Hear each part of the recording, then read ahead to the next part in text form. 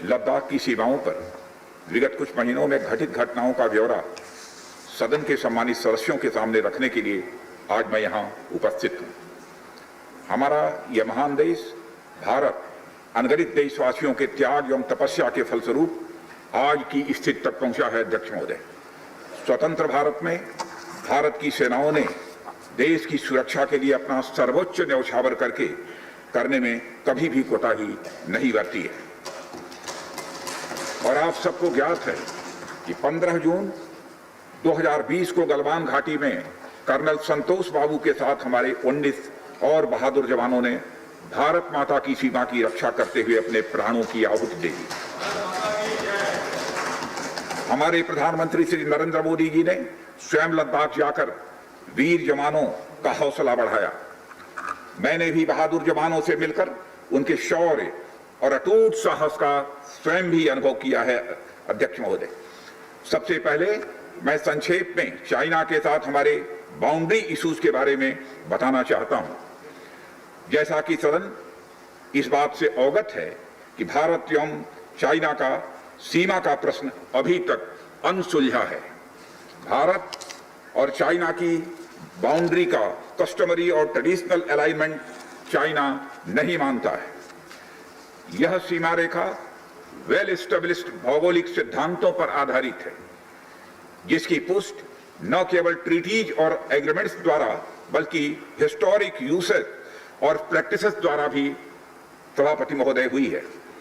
इससे दोनों देश सदियों से अवगत हैं, जबकि चाइना यह मानता है कि बाउंड्री अभी भी औपचारिक रूप से निर्धारित नहीं है।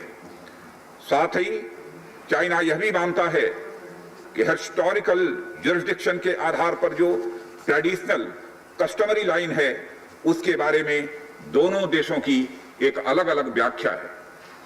दोनों देश 1950 और 1960 के दशक में इस पर बातचीत कर रहे थे, परंतु पारस्परिक रूप से स्वीकार्य समाधान नहीं निकल पाया था।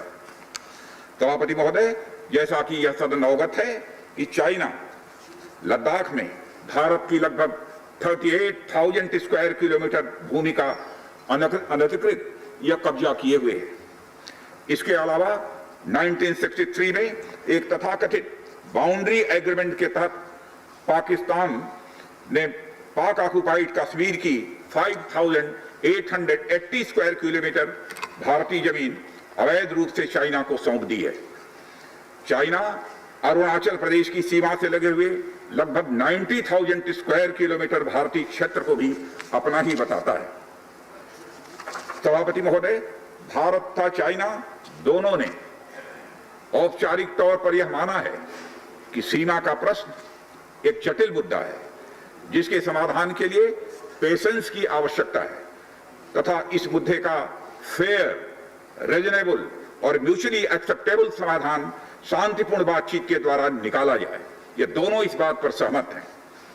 अंतरिम रूप से दोनों पक्षों ने यह मान लिया है कि सीमा पर शांति और स्थिरता बहाल रखना द्विपक्षीय संबंधों को बढ़ाने के लिए यह नितांत आवश्यक है।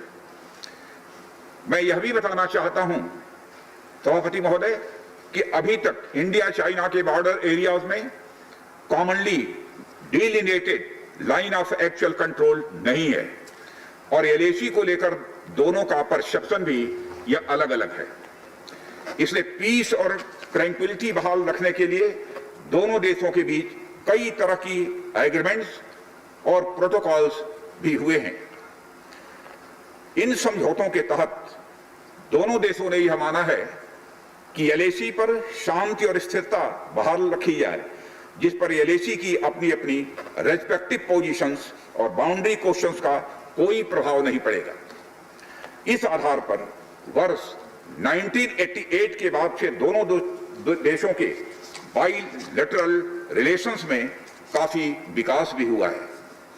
भारत का मानना है कि बाइलेटरल रिलेशंस को विकसित किया जा सकता है तथा साथ ही साथ बाउंड्री के मुद्दे के समाधान के बारे में चर्चा भी की जा सकती है। यह हम दोनों काम कर सकते हैं, परंतु एलएसी पर पीस और ट्रैंक्विलिटी में किसी भी प्रकार की गंभीर स्थिति का बाइलेटरल रिलेशंस पर निश्चित रूप से असर पड़ेगा, यह बात भी दोनों पक्षों को अच्छी तरह समझनी चाहिए। इस मौजूदा स्थिति का बातचीत के जरिए समाधान चाहते हैं। हमने चाइनीज साइड के साथ डिप्लोमेटिक और मिलिट्री इंगेजमेंट बनाए रखा है। इन डिस्कशंस में 3 की प्रिंसिपल्स हमारी अप्रोच को सभापति महोदय तय करते हैं। पहला, दोनों पक्ष को एलएसी का सम्मान और कड़ाई से पालन करना चाहिए। फर्स्ट। सेकंड, किसी भी पक्ष को अपनी तरफ से यथास्थिति का यानी स्टेटस को का उल्लंघन करने का प्रयास नहीं करना चाहिए। थर्ड, दोनों पक्षों के बीच सभी समझौतों और अंडरस्टैंडिंग्स का पूर्णतया पालन करना चाहिए। चाइनीज साइड की यह पोजीशन है कि स्थिति को एक जिम्मेदार ढंग से हैंडल किया जाना चाहिए और द्विपक्षीय समझौतों एवं प्रोटोकॉल के अनुसार शांति एवं स्थिरता सुनिश्चित किया जाना चाहिए। लेकिन सभापति महोदय, इसके बावजूद चीन की गतिविधियों से यह पूरी तरह से स्पष्ट है, उसकी कथनी और उसकी करनी में अंतर है। और इसका प्रमाण है कि जब डिस्कशन चल ही रहे थे, चीन की तरफ से 29 और 30 अगस्त की रात को प्रोवोकेटिव माने उकसाने वाली, भड़काने वाली है सैनिक कार्रवाई की गई, तो चीन की तरफ से की गई, भारत की तरफ से नहीं की गई। जो पेंगोंग लेक के साउथ बैंक एरिया में स्टेटस को बदलने का एक चीन के द्वारा प्रयास किया गया, लेकिन एक बार फिर हमारी आर्म फोर्सेस के द्वारा सभापति महोदय टाइमली व फर्म एक्शंस के कारण उनके प्रयास किसी भी सूरत में सफल नहीं हो पाए।